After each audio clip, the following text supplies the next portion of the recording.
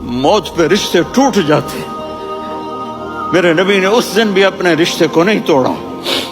ابراہیم جیسی شخصیت کہیں گے سنو اے اللہ تیری میری دوستی کا واسطہ مجھے بچا لے, تیری میری دوستی کا واسطہ مجھے بچا لے. عیسیٰ علیہ السلام کہیں گے یا اللہ میں اپنی ماں مریم کا بھی سوال نہیں کرتا, میری جان مجھے لے, مریم جانے تو جانے. اور میرا نبی کہے یا اللہ میری امت کو بچا لے. کون سی امت؟ میں نے ساری زندگی اس کا مذاق اڑایا.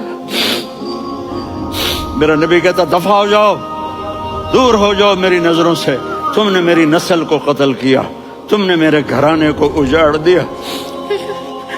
سب بلا یہ نہیں کہیں گے یا اللہ میری امت کے نیکوں کو بچا لے, میری امت کے متقی, میری امت کی رابعہ بصری جنید بغدادی کو بچا. نہیں یا اللہ ساری امت کو میری جھولی میں ڈال دے, ساری امت کو میری جھولی میں ڈال دے. یہاں اللہ کہے گا وَلَسَوْفَ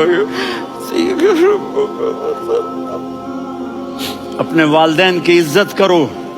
یہاں کا بڑھاپا بڑا خوفناک ہے کہ اولادیں چھوڑ جاتی ہیں اور ماں باپ ٹوائلٹ جانے سے بھی عاجز ہوتے ہیں. اپنی ماں کی دعا لو, اپنے باپ کی دعا لو. میرے نبی نے فرمایا تیرا باپ تیری جنت کا سب سے بڑا دروازہ ہے. اگر تو نے باپ کو ناراض کر کے موت پائی تو تیرے لیے جنت کا دروازہ کھل نہ سکے گا.